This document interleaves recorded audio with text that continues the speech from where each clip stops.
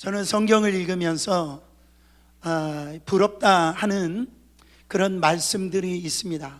그 말씀이 진짜 나에게 적용이 되면 좋겠다 하는 말씀이 있어요. 그 말씀이 출애굽기서 33장 바로 11절 말씀입니다. 사람이 자기 친구와 이야기함 같이 여호와께서는 모세와 대면하여 말씀하시며, 지금 하나님이 모세와 이야기가 된다는 얘기입니다.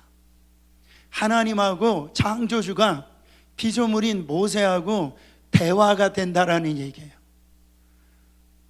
여러분, 하나님이 우리에게 말씀하시는 그 대화의 상대자가 되어진다.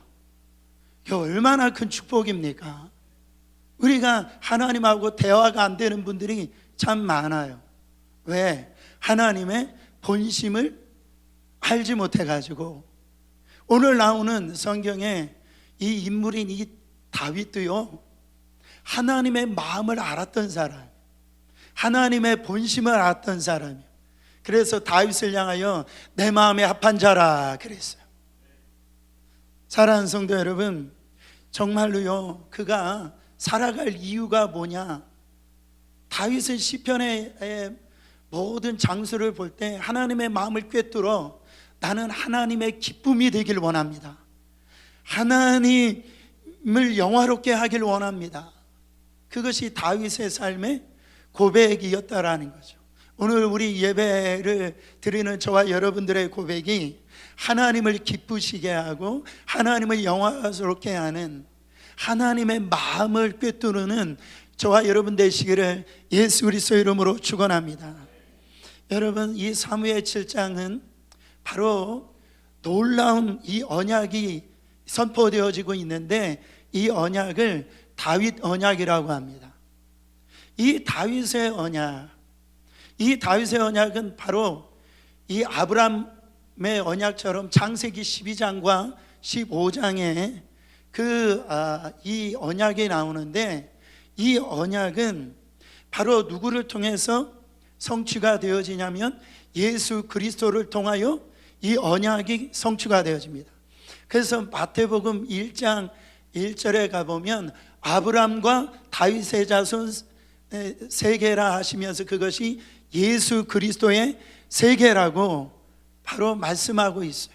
아브라함의 언약과 이 다윗의 언약이 바로 예수 그리스도를 통해서 다 성취되어지는데, 이 언약이 아브라함의 언약이든 다윗의 언약의 공통점이 뭐냐면 일방적인 사랑이다. 이 일방적인 사랑을 조금 어려운 얘기로 하면 편무적인 사랑이다. 모든 책임이 누구에게만 있다? 하나님에게만 있는 사랑이다. 일방적인 사랑이다. 이 사랑을 하는데 어떤 조건도 달지 않아요. 어떤 것도 바라지 않고 하나님이 약속하신 사랑, 일방적인 사랑. 결국 뭐냐면 이런 표현입니다.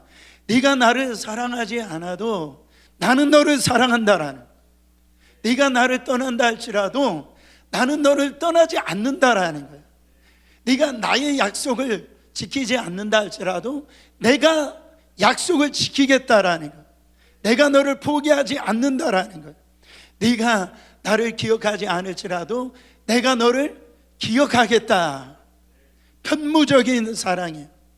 네가 뭘 해서가 아니라, 여러분, 하나님의 일방적인 사랑, 한쪽 편만 책임 있는 사랑, 이 편무적인 사랑, 그것이 바로 다윗의 언약입니다.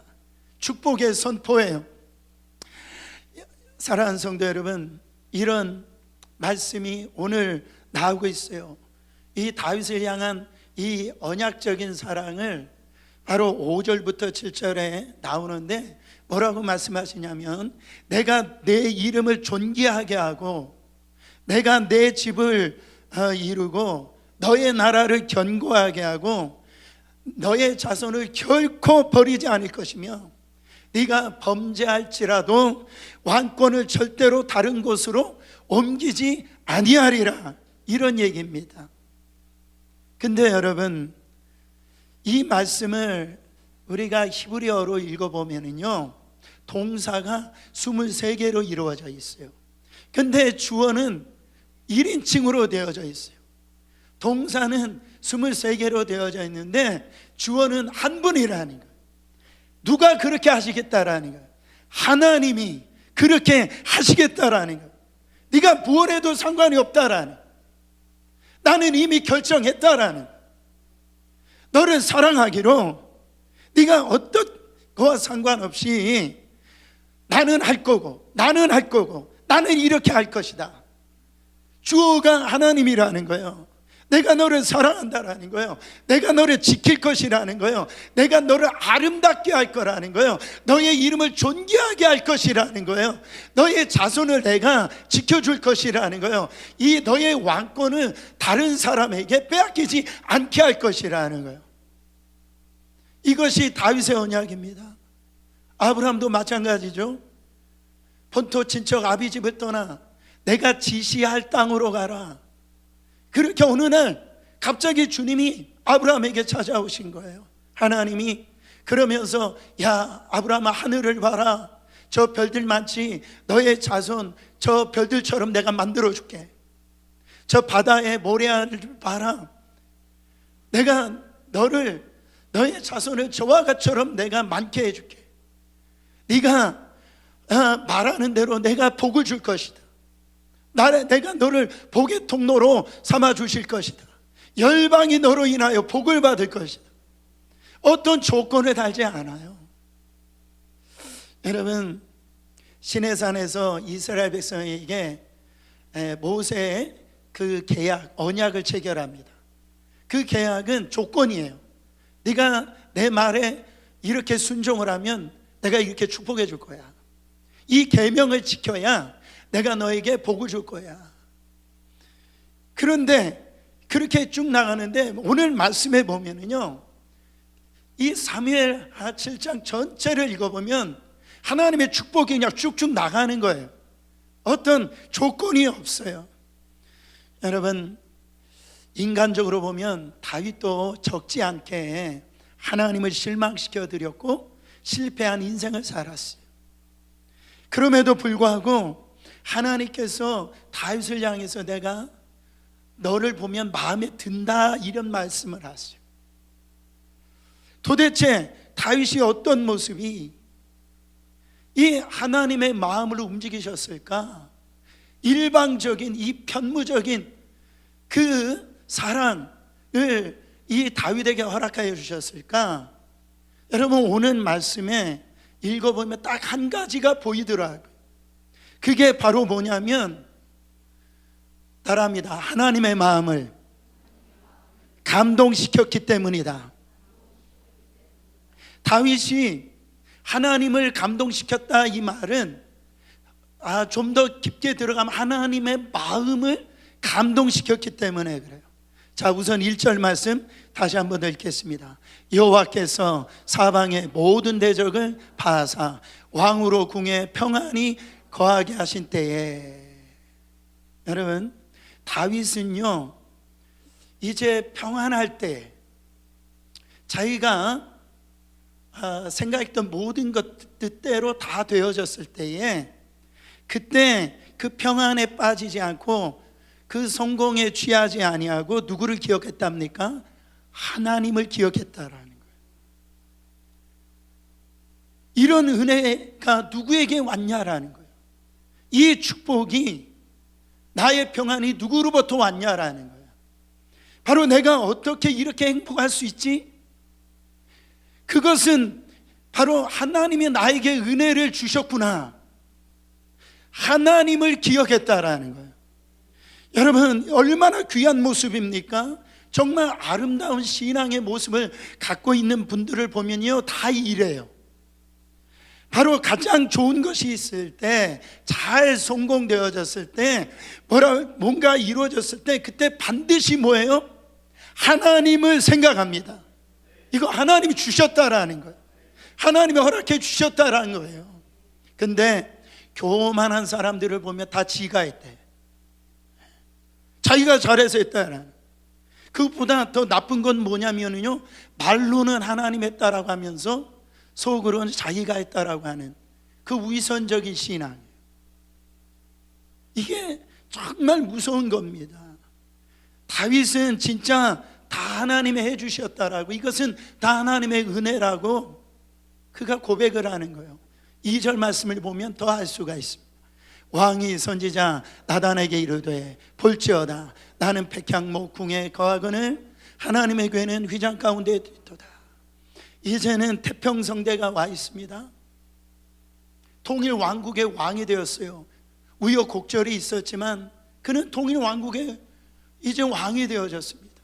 그가 그토록 원했던 하나님의 그 궤를 이제는 다윗성에 이제 넣게 되어지는 거예요. 자기가 생각하는 대로 모든 것이 다 되어져 있어요. 하나님의 그 궤가 다윗성으로 들어올 때 다윗은 너무너무 기뻤어요.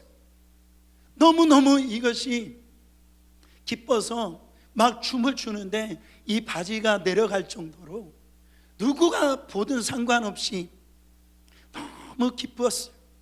어떻게 보면 더 이상 필요가 없을 거라고 생각할 그 순간에 다윗은 뭐라고 얘기하냐면, 지금 나는 이렇게 좋은 백향목으로 만든 아주 좋은 궁궐에서 사는데 내 하나님의 이 하나님의 궤는 저 텐트 안에 있구나, 장막 안에 있구나.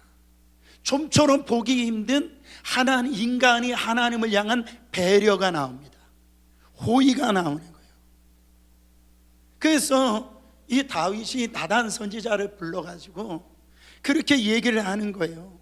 나는 이렇게 백향목으로 만든 궁에서 살고 있는데 이 하나님에게는 아직도 저렇게 장막이 있습니다. 내가 하나님을 위해서 하나님의 집을 하나 만들어 드리길 원합니다. 나단 선지자가 그 이야기를 듣고요, 너무 좋게 들리는 거예요. 하나님의 이 뜻도 그럴 거라고 얘기하면서 당신이 원하는 대로 하라고 그렇게 얘기합니다. 제가 나단 선지자라 할지라도 아마 그렇게 얘기할 것 같아요. 너무 기특하잖아요. 그 마음이 하나님이 기뻐하실 만한 그런 소원을 지금 두고 있지 않아요. 저 같아도 그렇게 맞습니다. 이거 하나님이 기뻐하시는 것입니다. 한번 해보세요. 그렇게 나단 선지자처럼 그렇게 얘기했을 거예요. 근데 그날 밤에 하나님이 나단 선지자에게 찾아오십니다. 그러면서 책망하시는 것처럼 그렇게 말씀을 하세요. 뭐라고 말씀하시냐면 너의 뜻이 나의 뜻과 다르다라는 거예요. 내가 한 번도 430년 동안 종살이 하고 난 다음부터 지금 사사시대까지 내가 이 다윗이 지금 이때 통일 왕국까지 언제 한번 내가 그렇게 어떤 지파에게 내가 백향목 궁을 나를 위해서 지어주지 않았다라고 뭐가 얘기한 적이 있느냐, 책망한 적이 있느냐. 나는 그런 적이 없다라는 거예요. 나는 나를 위해서 만든 집이 필요 없다라고 다윗에게 얘기하라. 그렇게 얘기를 하는 거예요. 여러분, 하나님께서 다윗을 향해서 지금 책망하시는 것처럼 들려요. 근데요, 8절 이후부터 하나님이 놀랍게 다윗을 향해서 막 축복하시는 걸 볼 수가 있어요. 그냥 숨도 안 쉬고 그냥 8절서부터 쭉 하나님이 책망하시는 것 같은데 행동하시는 거 보면 뭐를 하세요? 축복을 내려주시는 거예요. 다윗을 향한 하나님의 소망을 이제 다윗에게 하나님이 들키신 것처럼 그 마음을 다윗이 알았던 것처럼, 이거를 공감 능력이라고 그러는데 그런 거죠. 어떤 좋은 먹을 음식이 있어요. 내 부모가 자기도 먹고 싶지만은 자녀에게 먼저 얘기를 합니다. 나는 배부르니까 네가 먼저 먹어라. 그러면 좀 제대로 된 아이들이라고 하면 아이고 엄마 아빠 먼저 드세요 이렇게 나와야 되죠. 아이 그래요 내가 먹게요 이렇게. 이거는 그 마음을 못 알아듣는 거죠. 그렇죠? 여러분 보세요. 지금 하나님의 본뜻을 다윗이 지금 알고 있는 거예요. 마음을 이해하고 있는 거예요. 네가 전쟁 때문에 피를 많이 흘려가지고 너를 통해서 이 성전을 지을 수 없어. 앞으로도 또 싸워야 되기 때문에 너를 통해서 이룰 수 없지만은 네가 지금 가지고 있는 나를 위해서 이 성전을 지으려고 하는 그 마음이 기특하구나. 내 마음을 알아줬다라는 거예요. 사랑하는 성도 여러분, 중요한 게 뭡니까? 하나님의 감동이에요. 여러분 혹시 고객 감동이라는 얘기 들어보셨어요? 얼마 전까지만 해도 고객 만족이라는 표현을 많이 썼는데 요즘에는 더 나아가가지고 그 물건 하나 팔려고 해도 고객을 감동시켜야 된다. 그래서 물건 하나 파는 것이 중요한 것이 아니라 그 사람 마음을 얻는 것이 중요하다. 기가 막히잖아요. 그랬더니 어떤 분이 그런 얘기를 하더라고요. 목사님, 요즘에는 고객 감동을 이제는 그것도 안 된다라는, 고객을 졸도시켜야 된다. 너무 막 이거에 대해서 막 감동을 받아가지고 졸도를 시켜야지 되는 시대라고 그렇게 얘기를 하시더라고요. 여러분 지금 하나님께서 이 나단 선지자를 통하여서 다윗에게 약속하신 그 언약이 보세요. 얼마나 요약하면 이런 거예요. 네가 나를 위해서 집을 짓겠다고 하는데 그 마음 기특하지만 내가 너 마음만 받겠다라, 그 마음만 받겠다는, 고맙다라는, 너무 좋다라는 거예요. 그러면서 뭐라고 말씀하십니까? 너가 나를 위하여 집을 짓겠느냐? 그거 아니에도 좋다네. 내가 너를 위해서 집을 지어줄게. 지금 이 말씀하시는 거예요. 정말 사람도요 감동을 받으면 다 주고 싶지 않아요? 뭐라도. 우리 하나님도 그러시더라고요. 하나님도 감동을 받으시면은요 그냥 마음껏 축복하시는 분이에요.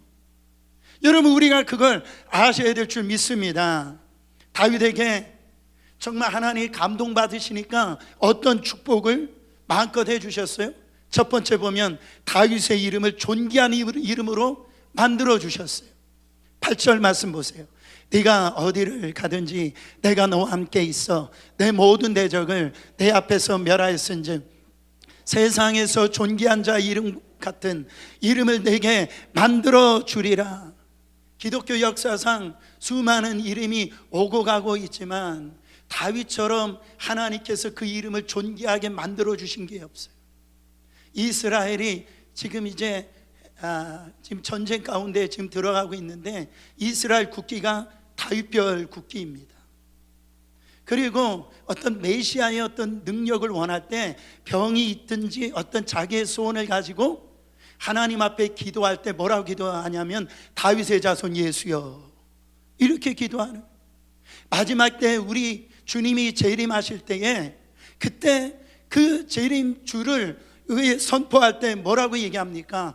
다윗의 열쇠를 가지신 이여. 이렇게 얼마나 이 다윗과 함께 하시면서 그 이름을 가는 곳곳마다 높여주시고 존귀하게 해주셨는지 몰라요. 두 번째로 다윗의 왕국을 안정되게 하겠다라고 약속해 주십니다. 9절 말씀이요. 내가 또 내 백성 이스라엘을 위하여 한 곳을 정하여 저희를 심고 저희로 자기 곳에 거하여 다시는 옮기지 않게 하며 악한 유로전과 같이 저희를 해하지 못하게 하며. 이스라엘, 이제 너희들의 나라를 안전을 지키고 안정된 곳에 세우셔서 대적의 침입을 받지 않도록 약속하셨다라는 거죠. 다윗은요 이 축복의 이 은혜를 받고 그 뒤로 한 번도 전쟁에 나가서 패배한 적이 없습니다. 연정연승을 하는 거예요. 하나님께서 이스라엘의 민족의 울타리가 되어 주셨기 때문에 그래요. 그래서 하나님을 사랑하는 여러분, 여러분의 가정과 직장과 여러분의 삶이 안정되고 평화롭기를 예수 그리스도 이름으로 축원합니다. 하나님을 감동시키면 이런 은혜가 임하는 거예요. 세 번째로, 다윗의 아들로 성전을 건축하게 하고 그 나라와 왕위를 견고하게 하셨다라고 말씀하십니다. 그게 11절 12절에 나오는데, 내 수완이 차서 네가 열조에게로 돌아가면 내가 내 뒤에 내 씨 곧 내 아들 중 하나를 세우고 그 나라를 견고하게 하리니 저는 나를 위하여 집을 건축할 것이요 나는 그 위에 영원히 견고하게 하리라. 네가 내 마음을 이해해 준 거 그 하나로 인하여서 이 왕권이 너뿐만 아니라 내 자손까지 내가 이 왕권을 지켜주겠다라는 거예요.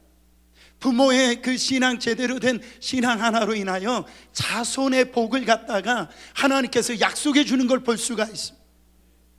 사랑하는 여러분, 하나님이 원하셨던 것은 하나님의 마음을 깨달아 준 것, 그것 단 한 가지예요.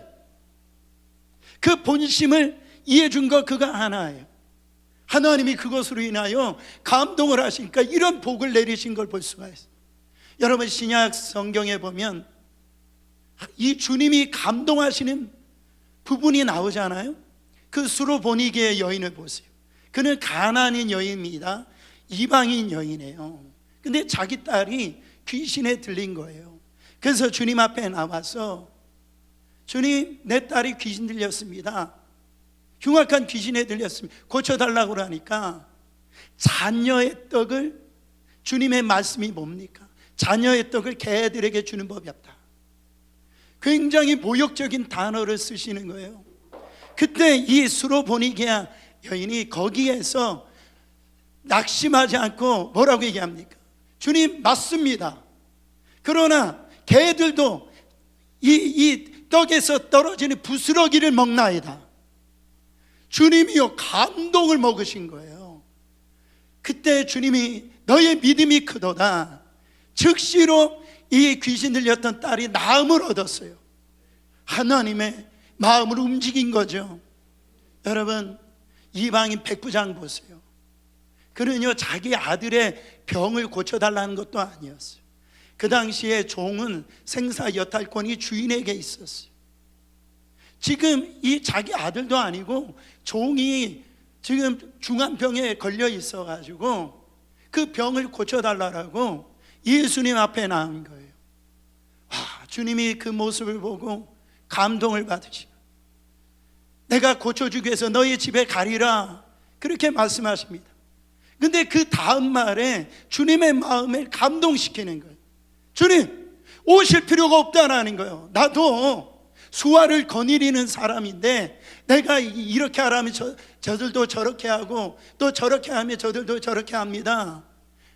오실 필요 없습니다. 말씀만 하옵소서. 주님이요, 그 이스라엘 민족에 듣지 못했던, 다른 사람에게 듣지 못했던 그 말을 들은 거예요.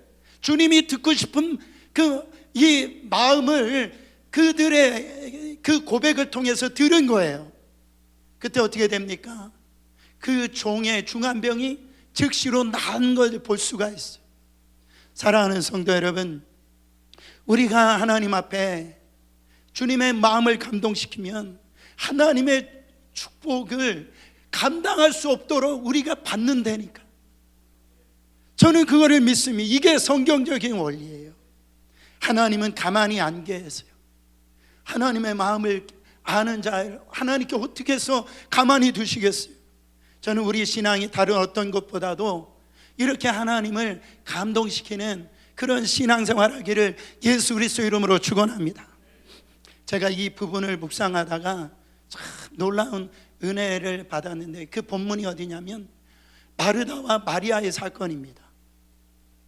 예수님이 늘 제 몸이 피곤하고 또 쉬시기 위해 했을 때 이 마르다와 마리아의 이 가정에서 쉼을 가졌는데, 그때 주님이 왔을 때 두 자매의 태도를 볼 수가 있어요. 너무 다른 거예요. 언니 마르다는 어떻게 하면 예수님을 어떻게 대했냐면은 예수님을 위하여 음식을 준비하고 집안 청소를 하고 손님을 맞이하는데, 그렇게 분주한 언니였어요. 근데 동생 마리아는 하나가 있는데요, 보통 여우가 아니에요. 그냥 언니를 좀 도와줘야 되는데 주님 앞에 나와가지고 그냥 턱을 괴고 그냥 주님의 말씀만 듣고 있는 거예요. 너무 좋으니까 그냥 주님 옆에 딱 붙어 있는 거예요. 근데 예수님이 지금 집에 들어가가지고 마르다가 이제 예수님 앞에 찾아와서 막 하소연하는 거예요. 그러면서 뭐라고 하소연해요? 예수님, 쟤 좀 혼내시켜 주세요. 제가 너무 뺀질이에요. 지금 집안에 지금 예수님하고 12제자만 들어오도 13명 아닙니까? 손님이 그 정도로 왔으면 얼마나 분주하겠어요. 할 일이 얼마나 많겠어요. 이렇게 할 일이 많은데 동생은 일도 안 도와주고 예수님 그냥 그 앞에 앉아 있는 거예요. 그러니까 언니 입장에서 보면 얼마나 안 이뻐 보이겠어요. 그래서 지금 마르다가 자기 동생 때문에 시험에 들린 거예요. 시험에 들어서 예수님께 얘기한 거죠. 예수님, 제 좀 정신 차리게 좀 해주세요. 지금 상황이 이런 데서 좀 같이 음식을 준비하게 해주세요. 근데 이 말을 듣고요, 마르다에게 예수님이 하는 말씀에 굉장히 충격을 받은 거예요. 마르다야, 나는 그래도 마리아가 좋다, 그렇게 말씀하셔. 내가 기쁘다 이겁니다. 여러분, 예수님이 보시기에 어떤 성도를 지금 더 기뻐하시는가 잘 기억하시길 바랍니다. 오늘 우리는 은혜로 사는 존재입니다. 할렐루야. 우리가 하나님을 위해서 뭔가 해야지만 기쁜 사람이 있어요. 이것을 율법이라고 그래요. 근데 은혜가 뭐냐면 내가 하나님께 무언가를 하는 것이 아니라, 그것 때문에 기쁜 것이 아니라 하나님이 나에게 무언가를 해주시는 것이 기쁜 사람이 있어요. 이게 은혜라고 그래요. 그러니까 내가 뭘 해가지고 하나님이 기뻐하신다라고 하는 것, 그 노력 때문에 사는 존재가 있는가 하면은 하나님이 바로 나에게 무언가 해주시는 것이, 누가 해주시는 것이? 하나님이 우리에게 해주시는 것이 뭐를 기뻐하는가, 그거를 기뻐하는 사람이 있는데 그거를 은혜라고 합니다. 여러분, 율법으로 살기를 원하십니까? 은혜로 살기를 원하십니까? 어떤 거를 원하세요? 은혜로 사시는 것을, 살아가는 것을 하나님이 원하신다라는 거예요. 하나님이 정말 기뻐하는 성도가 누구인지를 여러분 알게 되시기를 축원합니다. 그것을 정말 알면 우리가 하나님과의 관계에서 너무너무나 행복한 그런 삶을 살게 되어집니다. 제가 어떤 목사님하고 이야기를 하는데 이 목사님이 자기 성도가 자기에게 찾아와서 한 얘기를 해주는 거예요. 어느 날 자기 성도가 자기를 찾아와서 이런 얘기를 했답니다. 목사님, 제가 오늘부터 목사님 위해서 특별 기도를 하겠습니다. 그렇게 얘기했대요. 그래서 기도해 준다니까 좋은데 왜 그러냐고 그게 물어보니까 그 성도님이 그렇게 대답했다는 거예요. 제가 어느 날 보니까 목사님을 통해서 영향을 받고 있다라는, 목사님이 증거해 주신 말씀을 통해서 은혜를 받고 있더라는 거예요. 그 목사님 가만히 보니까 목사님이 자기를 위해서 기도를 많이 하시더라고요. 그리고 성도들을 위해서 기도를 많이 하는 것을 본인이 봤다라는 거예요. 근데 생각을 하기를, 그러면 누가 목사님을 위해서 기도해 주지? 그런 생각이 들었대요. 그래가지고 내가 목사님을 위해서 기도를 해야 되겠다. 그래서 기도를 시작하는데 그 성도가 목사님 앞에 와서 그렇게 기도를 했대요. 하나님, 저 목사님 행복하게 해주세요. 그렇게 기도했대요. 아마 성도가 볼 때 그 목사님이 목회하면서 행복하게 안 보였는지 모르겠어요. 그래가지고 목사님이 행복해야지, 왜 그렇게 기도했냐고 물어보니까 목사님이 행복해야지, 내가 행복한 목사님의 메시지를 받고 내가 행복하게 되겠더래요. 그래가지고 그런 기도를 했다라는 거예요. 맞습니까? 틀립니까? 여러분, 제가 은혜를 받았어요. 그래서 내 주님 앞에 기도가 바뀌었어요. 제가 이제 하나님이 행복한 일을 해야 되겠다. 나도 하나님이 나를 바라보실 때 네가 너무 기특하다. 그래서 하나님이 저를 보실 때 제가 좀 행복했으면, 내가 하나님이 기뻐하시는 일을 기도해서 그래서 내가 행복해져야 되겠다, 그런 생각이 들었더라는 거예요. 여러분, 이 기도하시길 바랍니다. 이게 은혜라는 거예요. 하나님을 감동시키는 거예요. 하나님을 필요로 하는 신앙생활을 해야 된다라는 거예요. 내가 노력해서 성취해서 뭐 얻는 것은 그게 자꾸 율법주의로 빠질 수 있어요. 근데 하나님이 진짜 너를 통해서 내가 필요한 게 뭐냐라, 하나님이 필요한 게 뭐냐라는 거예요. 그것이 이제 알게만 되어지면은 놀라운 축복이 임하게 되어진다라는 거예요. 하나님, 내가 뭘 하면 하나님의 마음이 기쁘시겠습니까? 여러분, 다윗은 지금 나는 백향목 궁에 살고 있는데 하나님의 언약궤가 이 장막에 있으니까 하나님을 정말 위해서 집을 짓겠다고 하니 결국은 하나님께서 그 마음을 받아주셨다라는 거죠. 그래서 어마어마한 축복을 하나님께서 내려주신 걸 볼 수가 있습니다.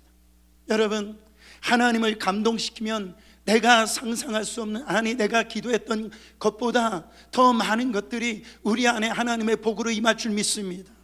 그 기회를 놓치지 말아야 돼요. 제가 말씀을 준비하는데 어떤 분의 글을 읽고 이게 실화인데 아주 큰 은혜를 받았어요. 이 일화를 읽고 제가 말씀을 마치겠습니다. 미국 사람의 이야기입니다. 마더스데이의 전날이었어요. 이분이 이제 편지 그대로 읽어드립니다.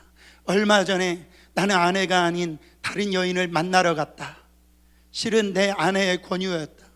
어느 날 아내가 내게 말했다. 당신 그녀를 사랑하잖아요. 인생은 짧아요. 당신 그녀와 더 많은 시간을 보내야 해요. 정말 뜻밖이었다. 근데 여보, 나 당신을 사랑해. 나의 말에 아내는 이렇게 말했다. 알아요. 그렇지만 당신은 그녀도 사랑하잖아요. 내 아내가 만나라고 한 다른 여자는 실은 내 어머니였다. 미망인 되신 지 벌써 몇 년이 되고 일과 애들 핑계로 어머니를 자주 찾아뵙지 못했다. 그날 밤 나는 어머니에게 전화를 걸어 같이 영화도 보고 저녁 식사도 하자고 제안했다. 그때 어머니가 무슨 일이 생긴 거니? 혹시 나쁜 일이 일어난 거 아니지? 아시다시피 내 어머니 세대는 저녁 7시가 지나서 걸려오는 전화는 모두 나쁜 소식일 것이라고 믿는 세대이기 때문이다. 그냥 엄마하고 단둘이 저녁 먹고 영화 보고 싶어서요. 괜찮겠어요? 잠시 후에 어머니가 덤덤하게 말씀하셨다. 그러자구나. 다음날 저녁 일을 끝나고 차를 몰고 어머니를 모시러 갔다. 금요일 밤이었고 나는 오랫동안 느껴보지 못한 기분에 휩싸였다. 첫 데이트를 하기 전에 갖게 되는 가슴 두근거림이라고나 할까? 도착해서 보니 어머니도 다소 들떠있는 모습이었다. 집 앞에 나와 계셨는데 근사한 옛 코트를 거치고 머리도 다듬으신 모양이었다. 코트한 옷은 아버지가 돌아가시 전에 두 분의 마지막 결혼 기념일에 입으셨던 옷이었다. 어머니의 얼굴에 환한 미소로 활짝 피어지셨다. 차에 오르시면서 하시는 말씀이 친구들에게 오늘 밤 아들과 데이트하러 나간다고 했더니 모두들 자기 일인 양 들떠있지 뭐냐. 어머니와 함께 간 식당은 최고로 멋진 곳은 아니었지만 종업원들은 기대 이상으로 친절했다. 어머니가 내 팔짱을 끼었다. 대통령 영부인이라 되신 것 같았다. 자리에 앉자 어머니가 메뉴를 읽어달라고 하셨다. 얘야, 내 눈이 옛날 같지 않구나. 메뉴를 반쯤 보다가 눈을 들어보니 어머니가 향수에 젖은 미소로 나를 빤히 쳐다보면서 이렇게 말씀하셨다. 네가 어렸을 때는 내가 너에게 메뉴를 읽어주었는데. 그날 밤 우리 즐거운 대화를 나누었다. 특별한 주제도 아니고 그저 일상적인 이야기였다. 끊임없이 이야기 나누다 보니 마침내 대화의 미천이 다 바닥이 났다. 다음에 또 오자꾸나. 단 다음번에 내가 낸다는 조건이야? 어머니는 다시 댁으로 모셔다 드렸다. 헤어지려고 하는데 발이 떨어지지 않았다. 그래서 어머니를 안고 볼에 키스를 해드리고 내가 그녀를 얼마나 사랑하는지 말씀해 드렸다. 집에 가서 아내에게 멋진 저녁이었어, 그렇게 하게 말해줘서 고마워, 아내에게 감사 말을 했다. 정말이지 기대 이상이었다. 며칠 후 사랑하는 어머니가 심장마비로 돌아가셨다. 너무 순간적인 일이었고 어찌해 볼 도리가 없었다. 조금 시간이 흐른 뒤에 어머니와 함께 갔던 식당에서 편지가 도착했다. 편지에 이렇게 써 있었다. 아무래도 다음번 데이트 약속은 지킬 수 없을 것 같구나. 정말 그럴 것 같다. 그러니 이번에는 너와 내 아내 둘이서 나와 네가 했던 것처럼 함께 즐거웠으면 좋겠다. 너희 식사 비용은 내가 미리 다 지불했다. 그리고 너와 함께 했던 그날 밤의 시간들이 내게 얼마나 뜻깊은 일이었는지 네가 꼭 알아줬으면 좋겠다. 사랑한다, 엄마가. 이렇게 편지를 남기고 돌아가셨다는 내용입니다.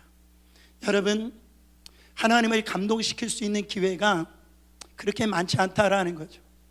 우리가 가까울수록, 친할수록 그 사람을 정말 감동시킬 수 있다라고 하는 거, 대단한 무슨 이벤트가 아니라 그 마음을 깨달아. 그 기회를 우리가 그 마음을 주어졌을 때 놓치지 않고, 단순한 것인데, 작은 것인데 그게 감동을 받고, 여러분, 그 어머니가 얼마나 기뻤을까요? 우리 하나님도 마찬가지죠. 우리가 뭐 대단하게 할 수 있겠습니까? 우리의 삶에 하나님이 내 마음을 이해해 줄 수 있는 그 한 사람만 있으면 우리의 교회는 충분한 거예요. 우리가 성전 이전도 마찬가지입니다. 이 마음을 주신 분도 하나님입니다. 내가 이 마음을 정말 잃어버리지 아니하고 내가 하나님의 마음, 그 마음을 무엇으로 이루어드릴까? 주님의 마음을 무엇으로 기쁘게 해드릴까? 그 마음이면 여러분 족합니다.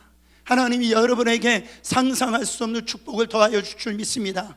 그런 은혜가 있기를 예수 그리스도의 이름으로 축원합니다.